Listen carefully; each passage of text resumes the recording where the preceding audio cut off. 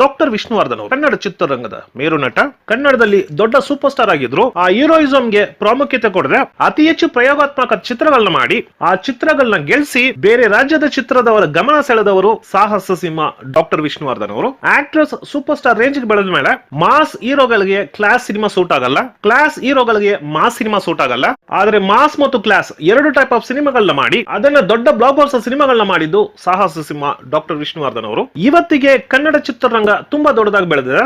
ಆದ್ರೆ ಒಂದು ಕಾಲದಲ್ಲಿ ಅಂದ್ರೆ 70s, 80s, 90s ಅಲ್ಲಿ ಕನ್ನಡ ಚಿತ್ರರಂಗ ಅಂದ್ರೆ ಎಲ್ಲಿದೆ ಅದು ಅಂತ ಕೇಳೋ ಟೈಮ್ ಅಲ್ಲಿ ಒಬ್ಬ ಕನ್ನಡ ನಟ ತಮಿಳ್, ತೆಲುಗು, ಮಲಯಾಳಂ, ಹಿಂದಿಯಲ್ಲೂ ನಾಯಕ ನಟನಾಗಿ ಆಕ್ಟ್ ಮಾಡಿ ಬೇರೆ ಭಾಷೆದವರು ವಿಷ್ಣುವರ್ಧನ್ ಅವ್ರನ್ನ ಕನ್ನಡ ನಟ ಅಂತ ಗುರುತಿಸುವಾಗ ಕನ್ನಡ ಚಿತ್ರರಂಗನು ಬೇರೆ ಬೇರೆ ಕಡೆ ಪ್ರಮೋಟ್ ಆಗುತ್ತೆ. ಆ ಒಂದು ಇಂಟೆನ್ಷನ್ ಅಲ್ಲಿ ಕೆಲಸ ಮಾಡಿದವ್ರೆ ಡಾಕ್ಟರ್ ವಿಷ್ಣುವರ್ಧನ್ ಅವರು. ಬಾಲಿವುಡ್ ಇಂದ ಅಂದ್ರೆ ಹಿಂದಿ ಫಿಲ್ಮ್ ಇಂಡಸ್ಟ್ರಿಯಿಂದ ಕನ್ನಡದಲ್ಲಿ ಯಾರಾದ್ರೂ ಆಕ್ಟ್ ಮಾಡಿದೀನಿ ಅಂತ ಹೇಳಿದ್ರೆ ಅಲ್ಲಿ ಹಿಂದಿ ಆಕ್ಟರ್ಸ್ ಗಳು ಕೇಳೋದು ವಿಷ್ಣುವರ್ಧನ್ ಜೊತೆ ಆಕ್ಟ್ ಮಾಡಿದ್ರ ಅಂತ ಕೇಳ್ತಾರೆ.